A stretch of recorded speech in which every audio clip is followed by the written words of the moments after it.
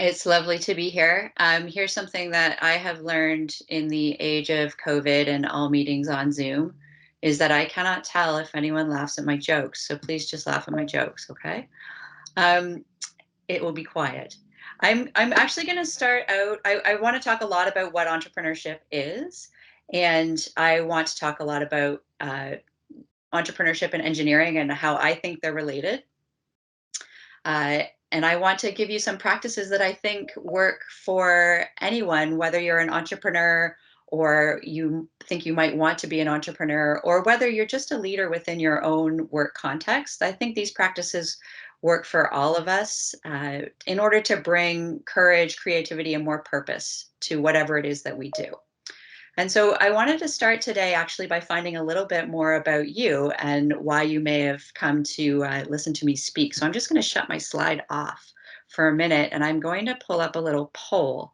Um, some of you may have used this tool before, but you should be able to see on your screen now. There's a QR code. You can scan that with your phone, or you can go to slido.com on your computer, and you can vote by using the hashtag Boxing Rock. So I'm interested to know who out there is an entrepreneur or thinks they want to be an entrepreneur. Oh, I've got an entrepreneur in the room. That's good. That's one. Maybe you know an entrepreneur. Maybe you know an entrepreneur and you think they're crazy. Anyone for that one? And I think I have one more option down here. Maybe not. Maybe that's it. So we'll give you a few minutes to answer that. A lot of people who think they want to be an entrepreneur. That's awesome. I think you might get some insights into that. Some people who know entrepreneurs, and a few engineers with an entrepreneurship phobia. Okay, you guys are going to get even more scared today if that's the case. That's great. All right, cool. I'm excited about all these people who think they want to be an entrepreneur. Thanks for playing with my technology there. We might come back to that in a minute and see what the final numbers look like. But I'm very, very glad to hear so many of you think you might want to be an entrepreneur. So I wanted to start by telling you a little bit about how I became an entrepreneur. So this is me in about 1999. I was an engineer. I worked for an oil company in Alberta. I was an API 510 vessel inspector. I managed corrosion and integrity programs for pipelines, upstream oil and gas treatment facilities, even some midstream facilities. The picture on the left is actually me climbing through the trays in a distillation tower. If you told me 20 years ago that I would be an entrepreneur and I would own a craft brewery in Nova Scotia, I would have laughed at you. I spent a lot of time really enjoying being an engineer. I spend a lot of my time these days thinking and talking about what it means to be an entrepreneur. And I've really become fixated on the notion that entrepreneurship is a practice. But it wasn't really until I sat down and started thinking about what I wanted to talk about today that it occurred to me that we often think of engineering as a practice as well. And so it gives us an interesting way to compare and contrast the two. So engineering is definitely, I think, a profession. It's obviously something that's a paid occupation that involves prolonged training and a formal qualification. And that's the official definition of a profession. A practice, however, is the actual application or use of an idea, belief, or method, as opposed to the theories relating to it. And so to me, that means a practice is when you're actually going out in the real world and doing something. And entrepreneurship is all about that. I don't think you can learn how to be an entrepreneur by reading books. I think you really just have to do it. You have to practice it. And that practice can be very small. It can be something you do in your spare time as a start. But in order to learn about entrepreneurship, you really do have to be doing it. So it might help if I spend a few minutes telling you how I became an entrepreneur. So I'll give you the backstory. In 2011, I was living in Shelburne, where I am right today. I was I am a mother to two beautiful boys, although they're now very smelly teenagers. But at the time, they were 5 and 3, and they were very cute, as you can see here. And I did some contract work for the local municipal government. So I basically did planning, economic development, I did some engineering. I did anything they needed me to do because it's a small town and I needed work. It wasn't quite full time, but that was actually really what I wanted at that point in my life. What I discovered in doing this work for the local government is that Shelburne is a place where economic development is the highest priority. And I think that's a common theme around rural Nova Scotia.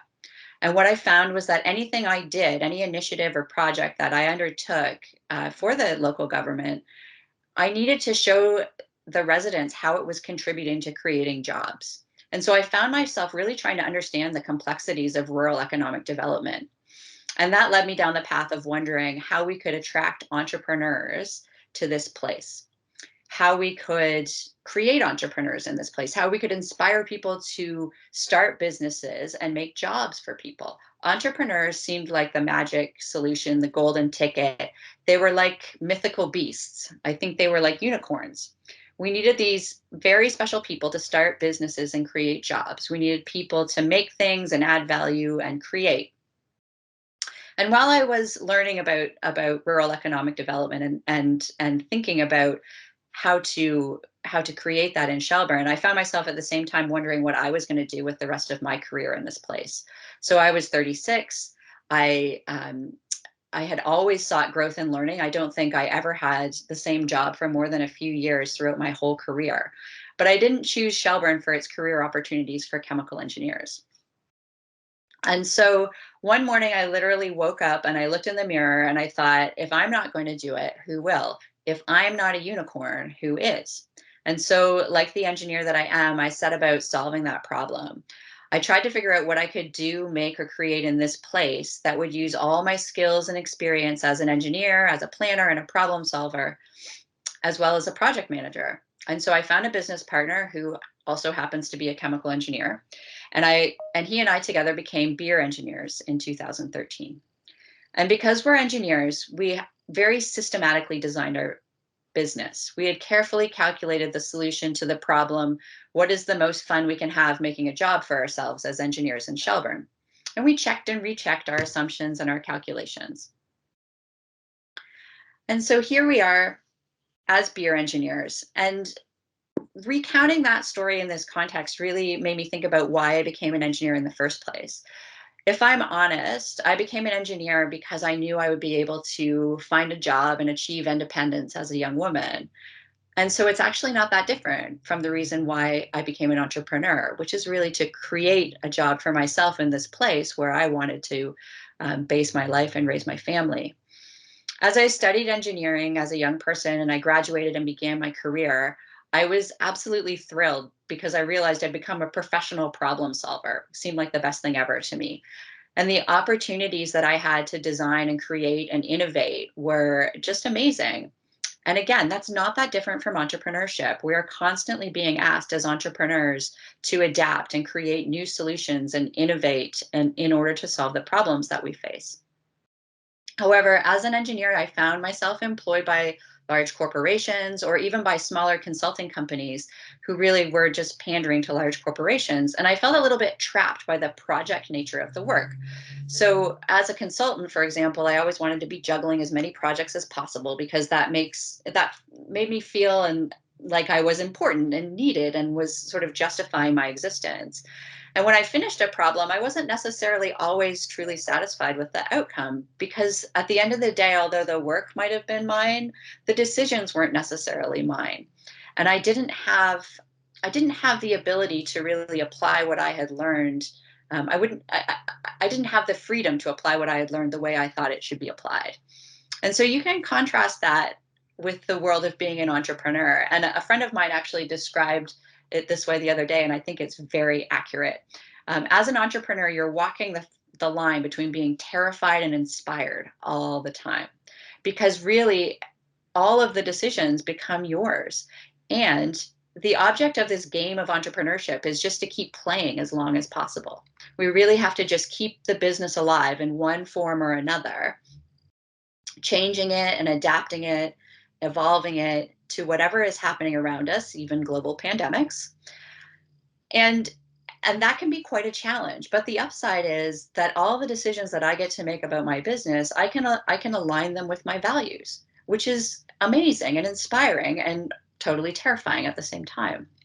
So I think we all know that, especially now, we all know that one of the things about the world we live in and the way things work is that change is really the only constant.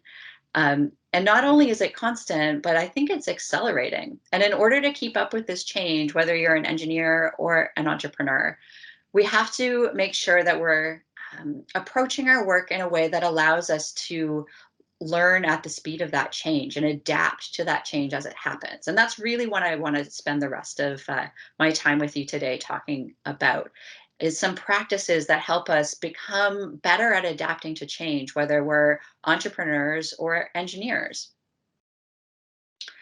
So I wanted to share with you a little model that I've developed over my years as an entrepreneur that really describes how I find approaching my work most effectively.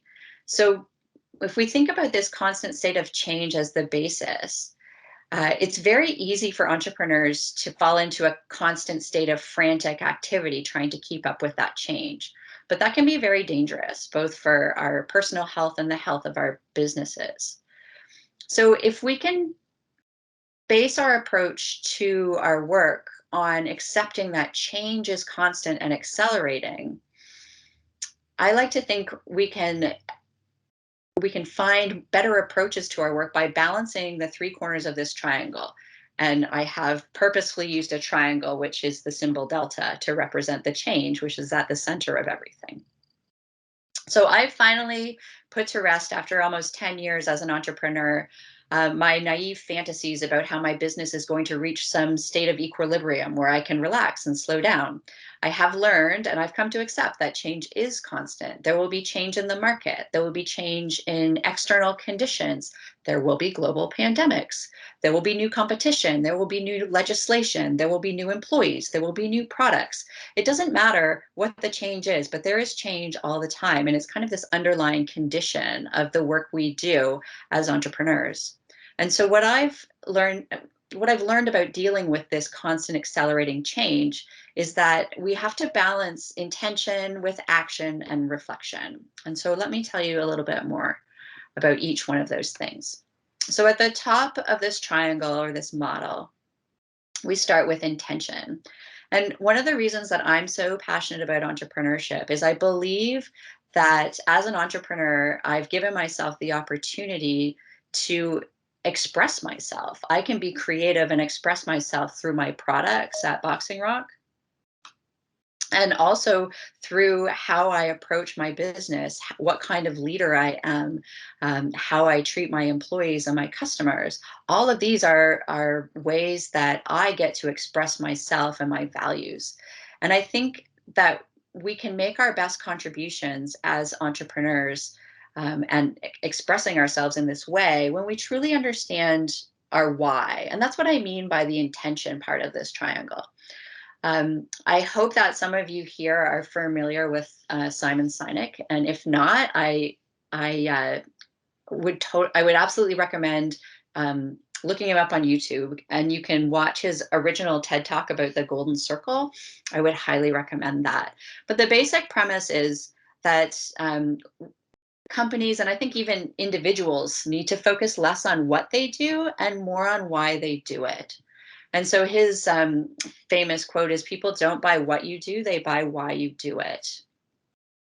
And just to dig into that a little bit deeper, I think as an entrepreneur and as an individual, most people know what they do or what they offer. So for me, it's beer. Although I do like to say these days that we don't just make beer, we create craft beer experiences.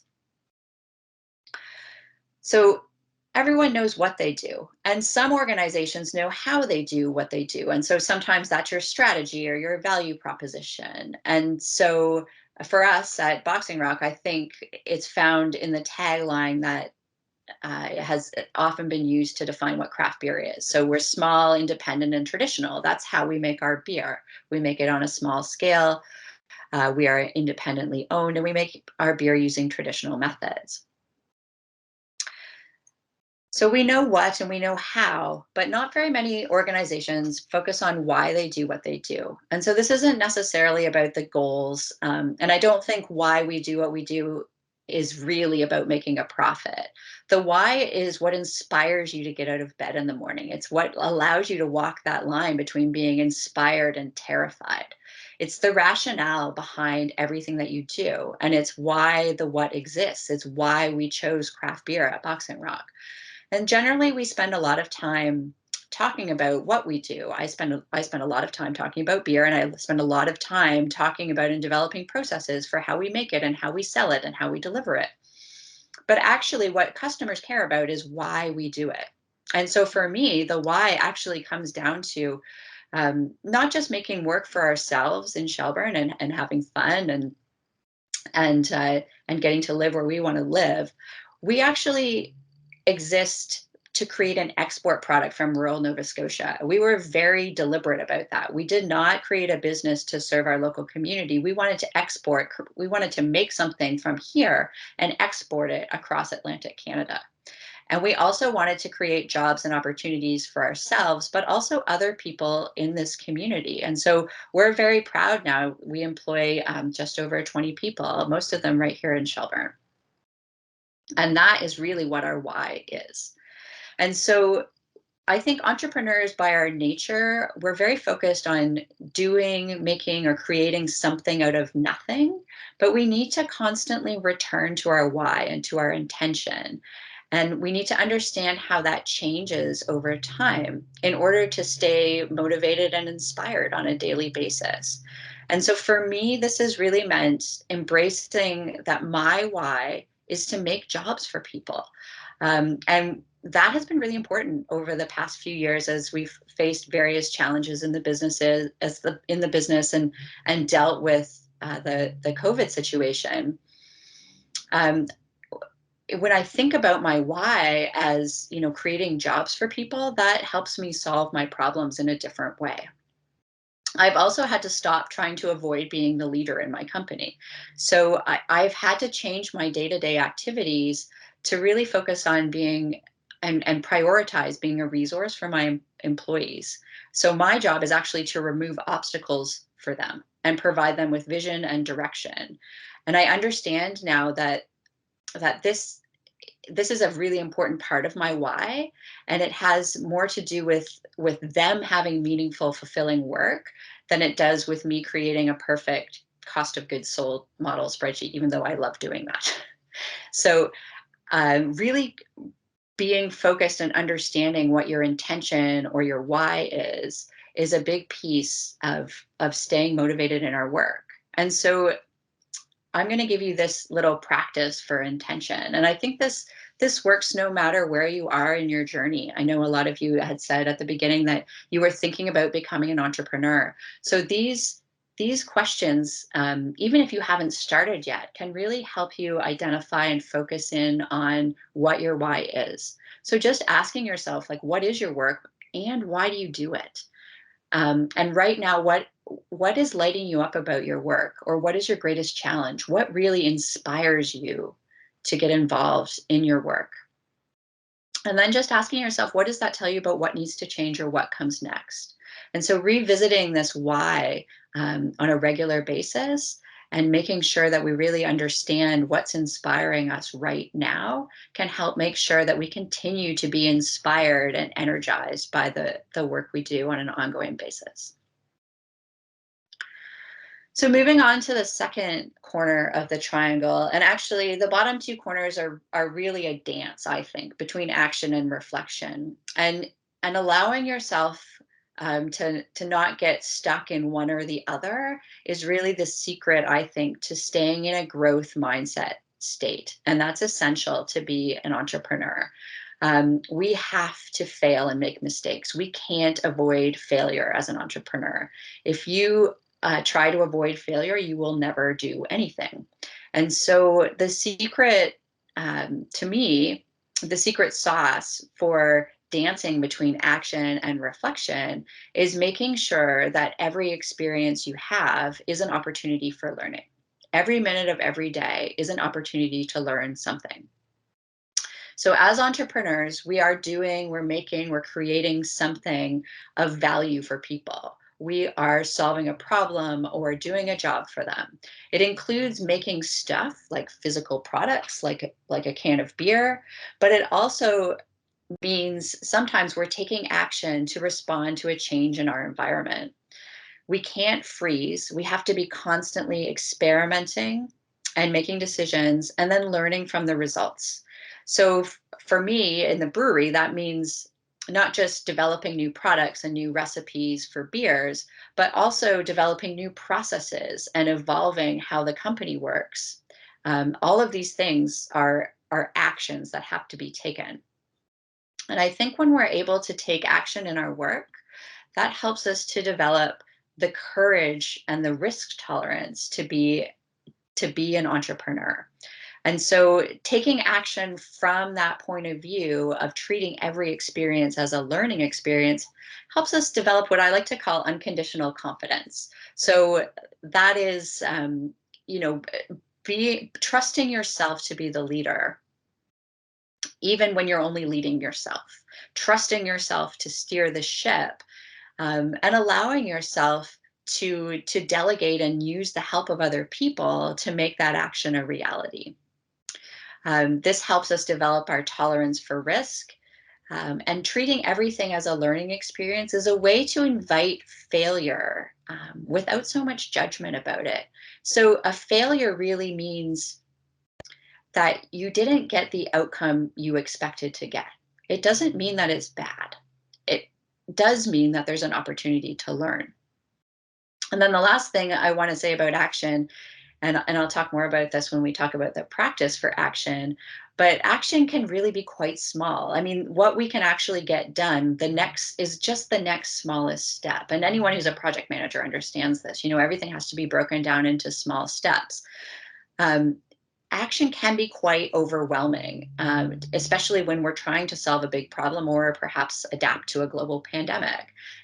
Decision fatigue is a real thing. And as an entrepreneur, I find that I'm often, I call it spinning so many plates. Like I'm doing so many things at the same time, wearing so many hats. It's hard to remember what's important anymore. But we do have to keep moving forward. And so we have to find the unconditional confidence to make hard decisions, especially when we don't know what the right answer is. And that has really become very apparent for me over the last 18 months during the pandemic. It was impossible to know what the right answer was when we were having to make some of these decisions about how to adapt the business. But we just had to keep moving forward, one small step at a time. So one of the truths about making a tangible product that I learned early on in the brewery is that sometimes you can't go home until the work is done. You can't just like click save on the spreadsheet and come back tomorrow if the tank is still half full of beer. It doesn't work like that. If you have a shipment to deliver and you won't make payroll if you don't ship that beer today, then you just have to stay until the thing gets done. The beer has to go in the bottles. So that's getting things done. And that's an important part of action, is just getting things done. But sometimes an opportunity presents itself to do things better, to improve a process.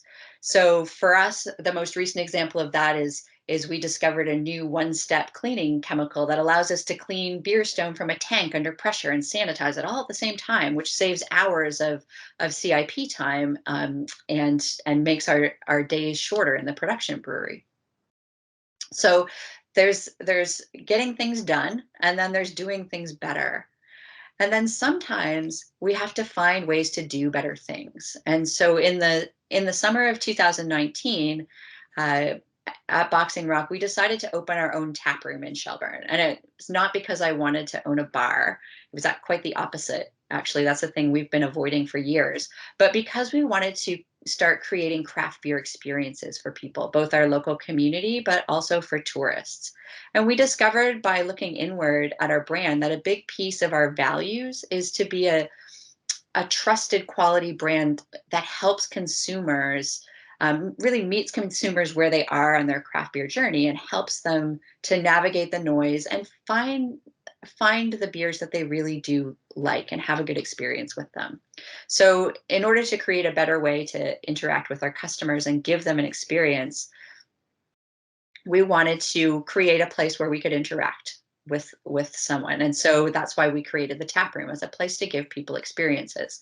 So this was, as I said, late in the summer of 2019, and I wish someone had warned me there was going to be a pandemic. It's probably the worst time ever to open a bar. But in any case, doing better things means creating new things. And so this is where, as entrepreneurs, we shine. And our tap room, even though most of its life has been during the pandemic, our tap room has really been the best thing we've ever done in terms of creating community. And that's become a big part of our why, I think, over the last 2 years as well. And a big part of my own intention in my work is helping to build community. So, for example, this weekend we hosted about 85 people in our tap room for a fundraiser for the local arts council with live performances. And for the first time in a long time, no distance tables. It was amazing to have a full house for the first time in a long time. And so we continue to create new things. Of course, we've had plenty of opportunities to create new things during the pandemic. I don't know if I would call them better things, but they were definitely new things.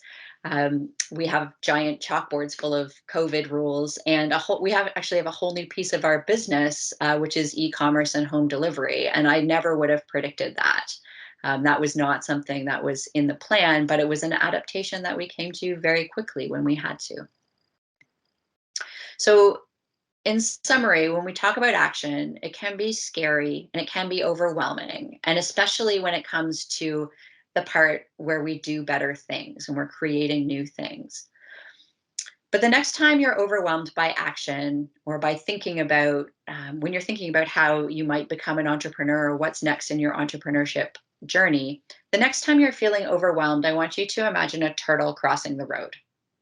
That would be overwhelming. So there's just no way for this little guy to get across the road and be guaranteed safety. There's just no way. But does that mean the turtle doesn't try to cross the road? No. He has faith in the turtle crossing signs, and he knows what's on the other side is worth the risk, and he only takes one tiny step at a time. He's just as courageous as an entrepreneur. One of the things that I've been trying to do this year is to do less and fail more. And so what I mean by that is doing less is taking smaller steps, taking the tiniest step towards something that feels scary that you can. Taking the tiniest step that will still feel like progress, but something that's so small that you can get it done even on your worst day or your busiest day, something that you can find no reason not to do. I've found that this is the antidote to procrastination and also the antidote to fearing failure. I am guilty of having things on my list that I know are important, but that I never get done. Um, I have a practice on Sundays. I set my priorities for the week. There's usually 3 or 4. And the important things, these big important things, are always on that list. And then all week long, I move the things from one day to the next. I keep putting them off. And that to me has become a clue that the thing is too big and I need to break it up into tinier steps. So when you are feeling overwhelmed by taking action, when the risk feels too great, or when there's too much to do, I know now that that's a clue that I need to break it down into tiny turtle steps so I can start somewhere. So the practice for action is to find the next tiniest step. So I'm a big believer that action has to be constantly and carefully balanced by this third corner of the triangle, which is reflection. And this is key to learning from our mistakes. This is key to making all of our action into learning experiences. This is where most of the opportunities to do things better and to do better things actually originate. So reflection includes looking inward, so learning from action, but also looking outward. So observing the external environment, anticipating changes, reflecting on your actions and the results in the context of what's going on around you. and learning from them, whether they're successes or failures. And so the ability to do things better or to do better things in my business has always come from a result of reflection. Sometimes looking inward and sometimes looking outward, but always looking at things as objectively as possible. Um, so, for example, in the winter of 2019, I embarked with all of our staff on a large reflection based strategic planning process. And that was partly because I really wanted to build my team and their capacity to work together. But I also wanted to understand our brand from the perspective of other people instead of just myself and my business partner, Henry. So it was an exercise in understanding and evolving that why of our business, and also it also led us to ask some very deep questions about what products we had in the market and why. And it allowed the space for one of our employees to suggest something that we had always dismissed. They suggested that we should make an easy drinking beer that tastes kind of like Keith's. And we were looking at our sales figures at the time and trying to figure out how to deal with um, some declines we were seeing in some of our core brands, and also a huge amount of noise in the market. And we decided that maybe he was right, and that maybe it was time to try and break out of that noise with a different product that is more accessible. And what that led us to is understanding that in our local market, particularly in Shelburne, where we're really working to be, the brewery in the community.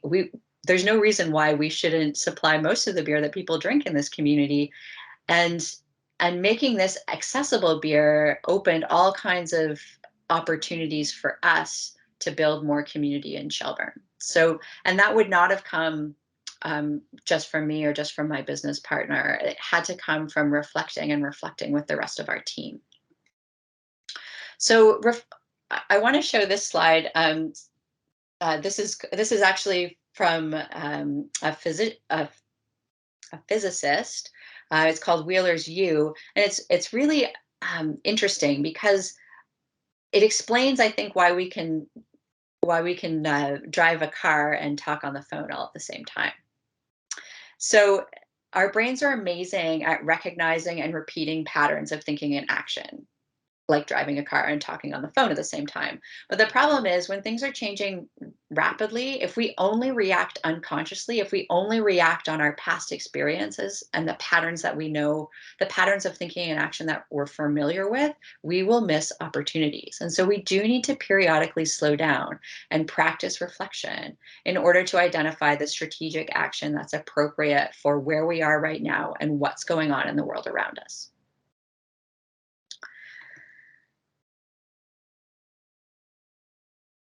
So reflection to me is the way that we access creativity. So we've talked about change. We've accepted that change is constant and never ending.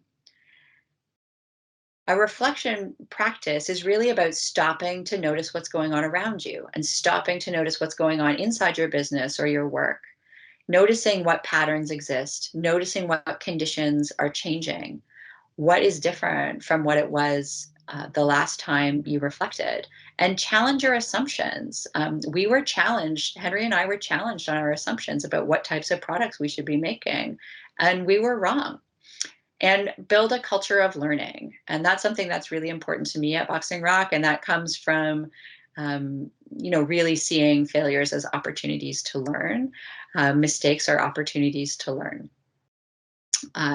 When we reflect, we make sure we don't miss opportunities to learn. And we also make sure we don't miss avoidable mistakes, right?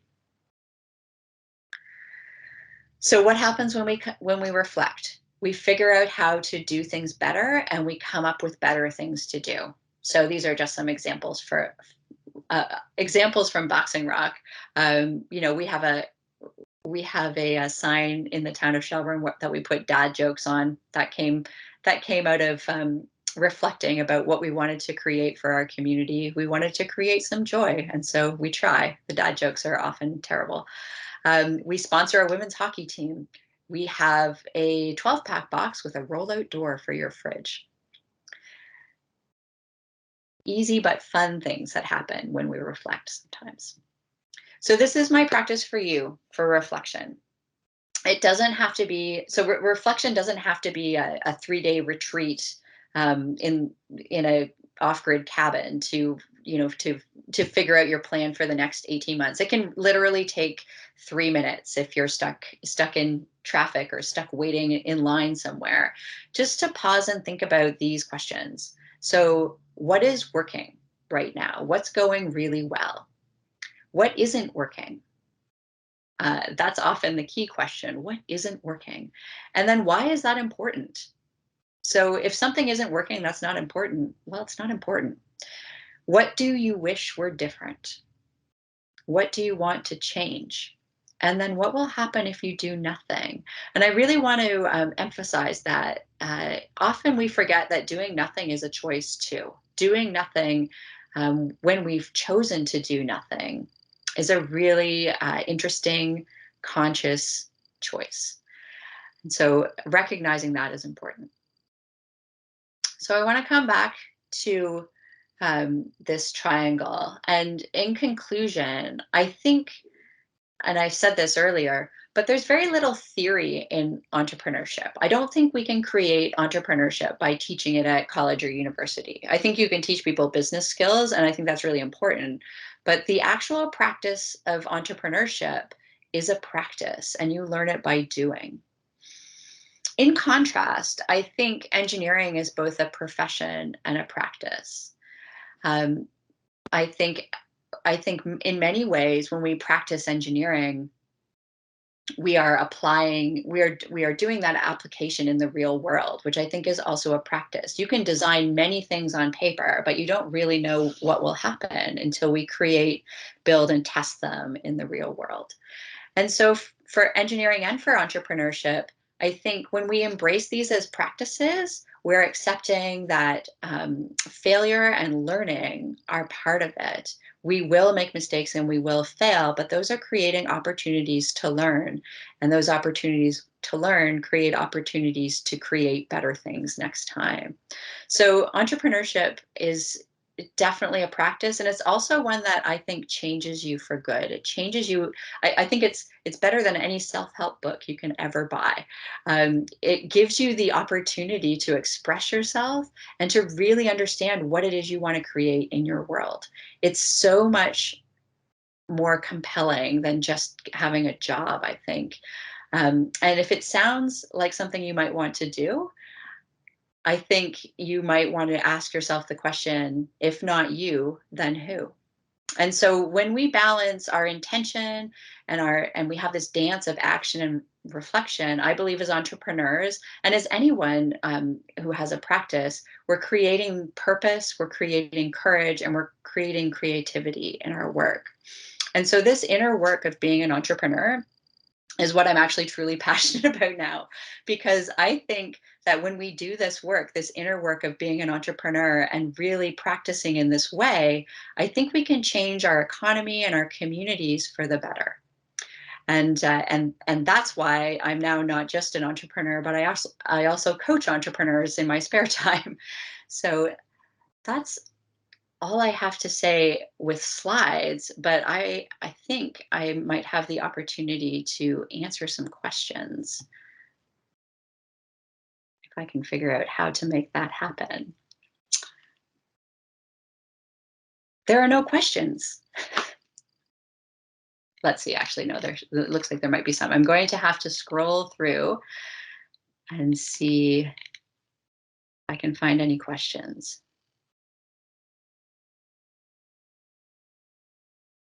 No questions so far.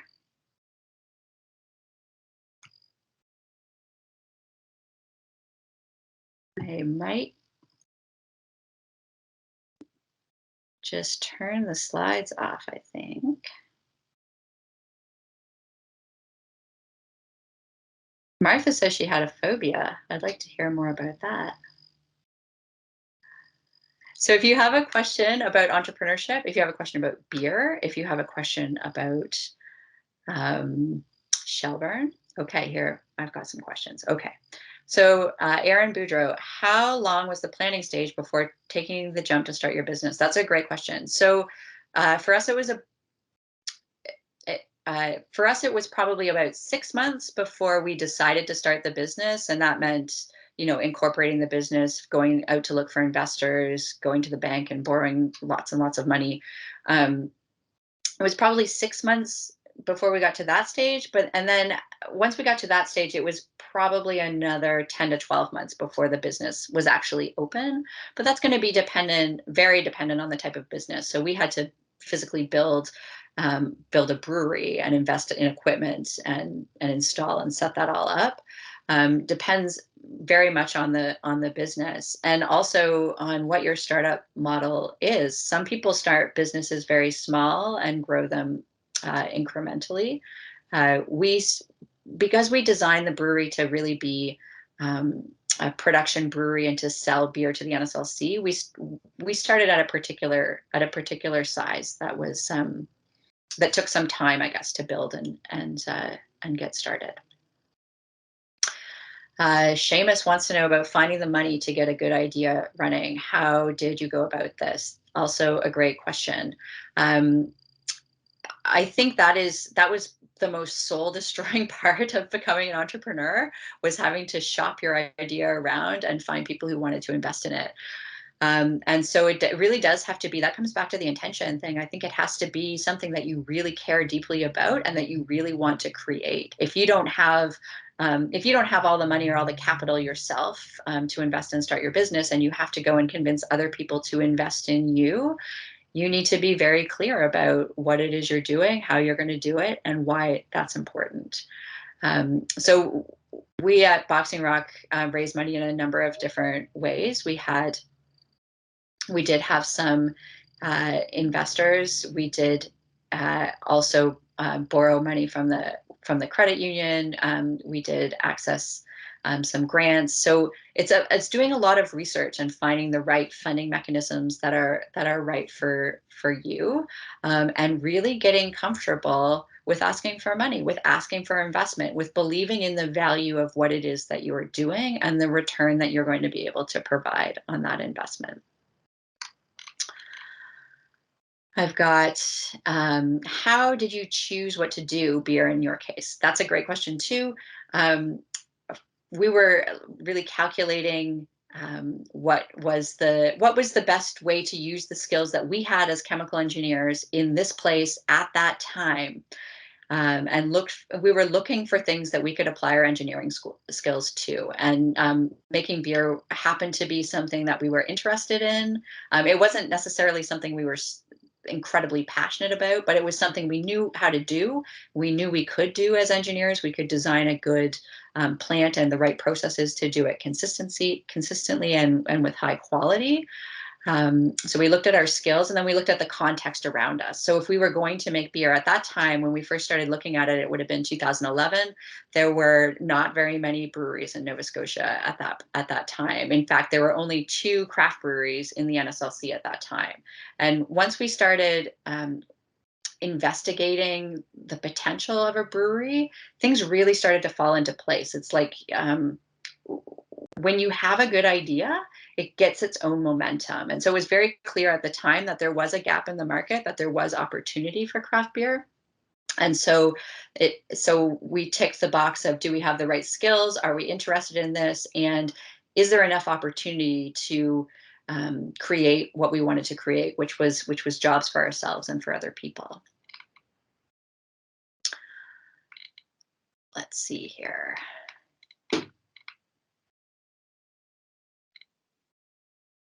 How much as a fraction of your savings is a good safe amount to start a business? I don't have a good answer for that. I think that depends on your own personal risk tolerance. I know people that invest everything they have in their business, and other people not so much. Depending on your situation, it's very different. It can be very. You learn how to sleep at night with a different uh, with a different level of risk tolerance, I guess is all I can say. Because what ends up happening, what ends up happening for us anyway, is you end up having to personally guarantee a lot of business loans anyway. Like you know, if you're in it, you're in it, and that's just probably the way it is. There are ways. Financial people can advise you on ways to protect your own assets, I'm sure, but how much you invest is really a function of what your own personal risk tolerance is. Do you feel more fulfilled now than your previous work experiences? Is it worth the hassle? Was there ever a financial risk to transitioning your own business? Yes, I feel more fulfilled, definitely. Is it worth the hassle? Yes, I can hand on heart say it definitely is for me. But I think again, that's an individual situation. It's very dependent on what fulfills you and what makes you tick. Whenever I ask myself the question, what brings me the most joy in my work, it is always employing the people and nurturing the people who work for us and giving them meaningful work and helping them to find their potential. Definitely, there's a financial risk, and I don't know how to avoid that unless you are already risk-free financially. The biggest challenge starting up, in the startup stage, I think the biggest challenge is raising the money, and then it's raising the money and then executing the plan, because nothing's going to go to plan. Anyone again who's a project manager knows this, but as entrepreneurs, the problem that we have is that we are naturally more optimistic about our own ideas. So we don't always apply what we know about the real world. We wear rose-colored glasses around how things are going to go, and we tend to be more optimistic. And so finding all the money and then executing on the plan and getting the doors open, like I would say that's the biggest challenge starting up. I've got another one here. How scary is competition in the market to you, and how to overcome that roadblock? That's a really great question. Competition, we did not have a lot of competition when we first started the brewery, and that was an interesting position to be in. And I feel like it gave us a false sense of security in a way. It was very easy to market our beer when we first came along, and it's become progressively more and more difficult as there've been more and more breweries in the market, and there's just more competition, across North America in the craft beer space. And what I've learned about that is that the best thing you can do is focus on what you're doing and do what's right for you and your brand. And make sure that if you get too focused on what other people are doing, what the competition is doing, you will take your focus away from ensuring that what you're doing is living up to your intention and serving your purpose and doing what you do as a brand. However, you do have to look at the wider context. So I don't have an answer about how to necessarily overcome that roadblock, but I have found for us that it's a balance on really staying focused on ourselves and making sure what we are doing, all the things that we want to do right. What experiences have you had with older, just retired individuals wanting to start the journey? Is age a factor? I don't think age is a factor at all. I think age in entrepreneurship, I think with age comes experience, with youth comes energy, and both of those things are great. And I think anyone can be an entrepreneur at any stage. Uh, any advice for a home brewer? I don't know if that's about beer or business, but I think advice for a home brewer is I will tell you a story. One of the most fun things that we did when we were home brewers before we opened the brewery is we were testing recipes with people. We basically got the word out in town that we will come to your house with as much beer as you can drink if you try all of our homebrew and tell us which one you would buy. And so that's how we did our sort of pre-startup market research. We literally had beer tasting parties in people's houses where we would bring them beer, and we had little spreadsheets, and they had to fill in all of our spreadsheets and rate all the different recipes. And that's how we decided which beers we were going to make and sell in the NSLC. Do you think anyone with a good idea can be an entrepreneur? Or should a person have a certain characteristic? That I think having a good idea is part of it. I do think some people are more suited to be an entrepreneur than others.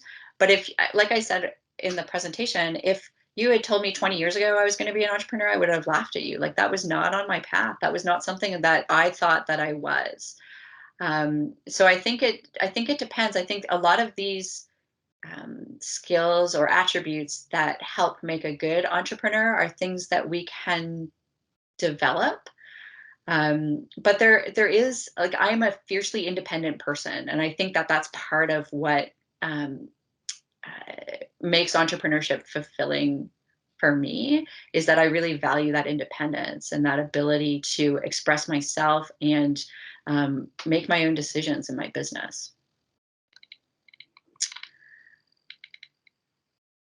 Another question: is there a general weakness you find other people with engineering experience have switching over to running their own business? Anything they get really hung up on or need to be more self-aware of when making the transition? I mean, I think that's going to depend on the individual. I don't have, I don't think there's anything specific to people with engineering experience. I think sometimes um, engineers can be very, very good at problem solving, which is a great attribute for being an entrepreneur.